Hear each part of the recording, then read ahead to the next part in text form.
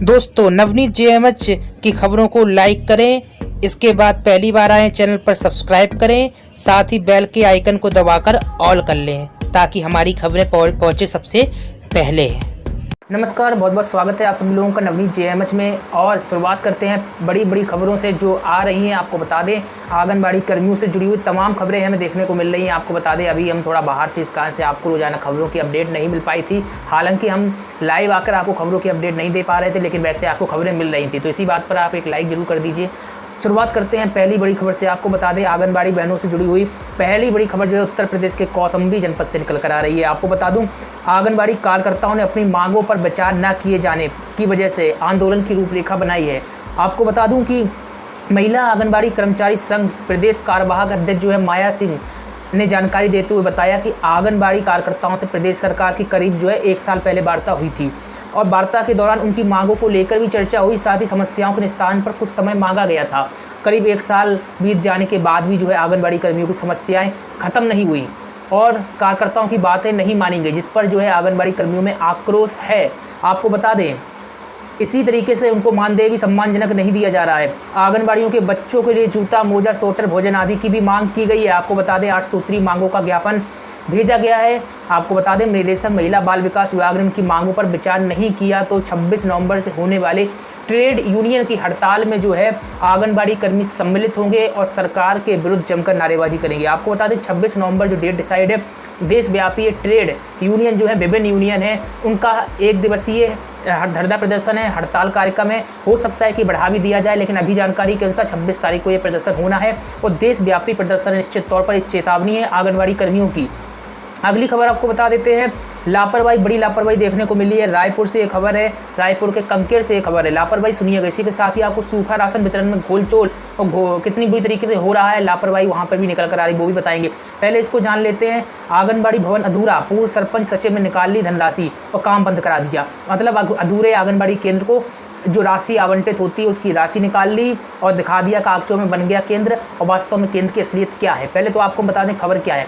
ग्राम पंचायत श्रीपुर के बारकोट पटेल पारा में आंगनबाड़ी भवन 3 सालों से जो है अधूरा पड़ा है। भवन के लिए स्वीकृत राशि जो है तत्कालीन यानी कि पूर्व में जो सरपंच सचिव द्वारा आहरण कर ली गई यानी निकाल ली गई, लेकिन भवन पूर्ण नहीं कराया गया। इसके चलते अब जो भवन है खंडर में तब्दील हो गया। कोयलीवेड़ा जनपद पंचायत के ग्राम पंचायत श्रीपुर के आश्रित गाँव बारकोट पटेल पारा के आंगनबाड़ी भवन पूर्ण होने से पहले ही खंडर में तब्दील हो गया। यानी कि जो आंगनबाड़ी केंद्र को बनना चाहिए था पूरी तरीके से नहीं बना और देखरेख के अभाव में जाहिर सी बात है कोई भी चीज़ को अगर देखरेख नहीं करेंगे तो खंडर में तब्दील हो जाएगा। ऐसा ही आंगनबाड़ी केंद्रों की स्थिति हुई है। आंगनबाड़ी भवन बाउंड्री वाल के साथ निर्माण करना था, लेकिन अब तक चौखट स्तर तक ही बन पाया है। कितनी बड़ी लापरवाही देखने को मिल रही है। आपको बता दें ग्राम पंचायत श्रीपुर के वर्तमान सचिव सिरवर कुमार नेताम ने बताया कि आंगनबाड़ी भवन की राशि पूर्व सरपंच और सचिव द्वारा निकाल ली गई थी। इसके चलते भवन अधूरा है और मात्र जो है 17,000 की राशि शेष बची है। लापरवाही देखिए किस तरीके से लापरवाही आंगनबाड़ी भवन निर्माण में हो रही है।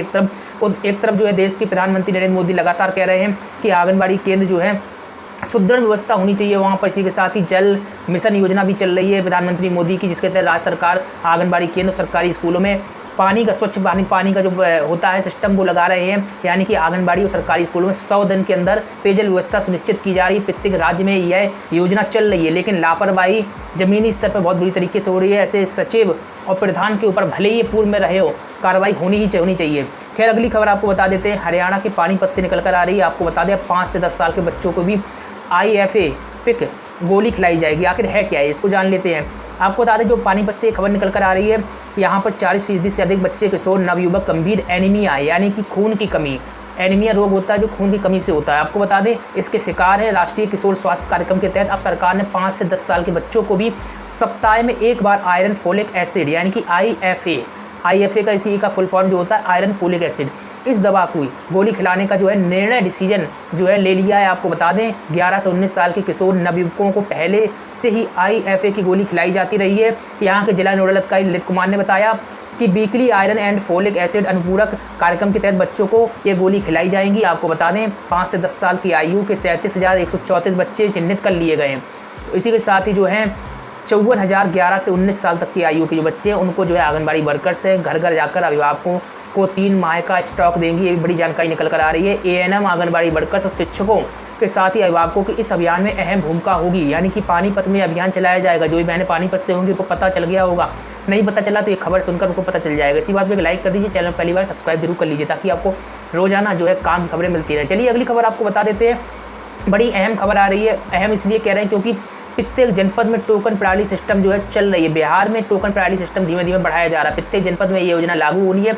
बिना टोकन बिना OTP यानी कि वन टाइम पासवर्ड के कोई भी लाभार्थी पुष्टाहार नहीं ले सकेगा। बिहार सरकार ने योजना तय की है। हालांकि इसका विरोध जो जमकर हुआ, लेकिन आंगनबाड़ी कर्मियों के विरोध के बावजूद भी सरकार ने इस योजना का क्रियान्वयन शुरू कर दिया है। खबर बिहार के आरा से निकल कर आ रही है। आपको बता दें, टोकन सिस्टम से टेक होम राशन का वितरण के लिए ICDS निदेशालय की ओर से जारी निर्देश के क्रम में ICDS के DPO ने सभी CDPO के साथ बैठक की और लाभार्थियों को पोषाहार के वितरण पर चर्चा की गई। यह वितरण लाभार्थियों के मोबाइल पर जो OTP प्राप्त होगा उसको बताने के बाद उन्हें मिलेगा। जैसा कि हम लगातार जानकारी देते हैं, इसमें कोई अहम चीज़ नहीं है, लेकिन ICDS के DPO ने सभी CDPO को अगले 2 दिनों में आंगनबाड़ी सेविका महिला पर्यवेक्षकों को प्रशिक्षित कर इस कार्य को करने के निर्देश दिए। यानी कि थोड़ा बहुत उन्हें प्रशिक्षण दिया जाएगा, क्योंकि आंगनबाड़ी बहनें फिर आरोप लगाएंगी कि उन्हें प्रशिक्षण नहीं दिया गया, वह कैसे इस काम को संपन्न कराएं। आपको बता दें, बिहार के आरा से ये खबर आपको बता रहे थे।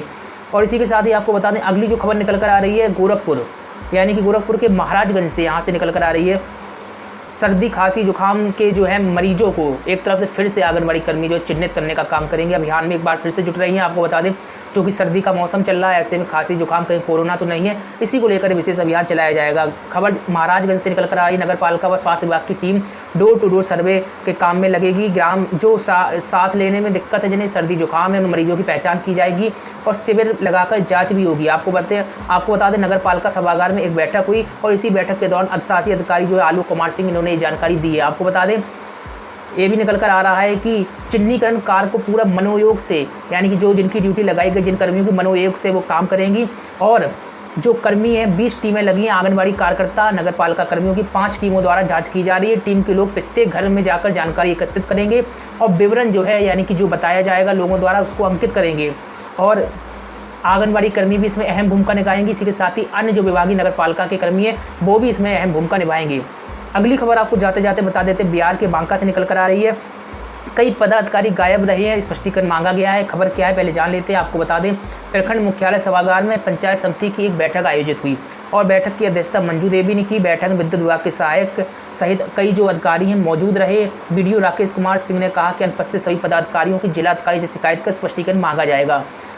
और आपको बता दें, इस बैठक में अहम जो बातें हैं विद्युत समस्या को लेकर, वो सभी बातें अपनी अपनी रखी गई। इसी के साथ ही जब आंगनबाड़ी विभाग की बात हो रही तो आंगनबाड़ी विभाग से जुड़ी हुई आपको बात बताते हैं। इस मौके पर जो CDPO शोभा रानी रही, इन्होंने कहा कि CDPO महिला पर्यवेक्षकों पर गंभीर आरोप लगाए हैं। मुखिया जो है यहाँ पर, इन्होंने गंभीर आरोप लगाए हैं। और इसी के साथ ही अन्य लोगों ने अपनी अपनी जानकारी दी है। और बैठक में प्रधानमंत्री आवास योजना, आंगनबाड़ी केंद्र, पोषाहार वितरण में धांधली के साथ ही जो है अन्य जो समस्याओं पर चर्चा हुई है। यानी कि अहम बात यह है कि जो बैठक में सभी कर्मी उपस्थित रहे, विभिन्न विभागों के अधिकारी उपस्थित रहे, उन्होंने अपनी अपनी समस्याओं को जो है बताया है। CDPO शोभा रानी ने कहा है कि जो आपको बता दें, मुखिया सूर्यदेव सिंह ने शिकायत की थी उप स्वास्थ्य केंद्र मदाचक का अतिक्रमण करने व वार्ड संख्या 9 में आंगनबाड़ी केंद्र भवन के बाद भी सेविका द्वारा अपने घर पर ही केंद्र संचालन का आरोप लगाया गया था, जिस पर जो है CDPO का कहना रहा कि इस मामले की जांच हो रही है और जैसी जो आएंगे फैसला होगा वो सब देख लिया जाएगा, तो उसके बाद ही कार्रवाई अमल में लाई जाएगी। ये जानकारी जो निकल कर आ रही है। खैर, यहाँ पर सभी जानकारी खत्म होती है, लेकिन उत्तर प्रदेश से एक जानकारी आपको और दे देते हैं। शासन द्वारा स्पष्ट तौर पर आदेश आ गए हैं, जिन जिलों में सूखा राशन वितरण प्रणाली अभी तक शुरुआत नहीं हुई तो उन जिलों में तत्काल जो है प्रभाव से सूखा राशन वितरण प्रणाली की शुरुआत कर दी जाए, अन्यथा की स्थिति में संबंधित जो है अधिकारियों के ऊपर बड़ी कार्रवाई होने वाली है। तो ऐसे में जो जनपद बाकी रह गए हैं जहाँ पर सूखा राशन वितरण प्रणाली शुरू नहीं हुई है, वहाँ के अधिकारी जो है आनंद फानंद में यह जो है काम शुरू कर दिया, चूँकि स्टॉक उनके पास आ गया, ये भी जानकारी निकल कर आई। लेकिन अधिकारियों की लापरवाही की वजह से विभिन्न जनपदों में सूखा राशन वितरण प्रणाली जो है शुरू नहीं की गई, जिस पर जो है शासन की ओर से CM योगी आदित्यनाथ की ओर से कड़े रुख अख्तियार किए गए हैं। आप हमें जरूर बताइएगा कमेंट में, आपके क्षेत्र में सूखा राशन वितरण प्रणाली आपके जनपद में लागू हुई है अभी तक या फिर नहीं। कमेंट में अगर नहीं लागू हुई तो जनपद का नाम मेंशन जरूर करें। और ज़्यादा खबरों के लिए JMHnews.in पर विजिट करना मत भूलें। नमस्कार।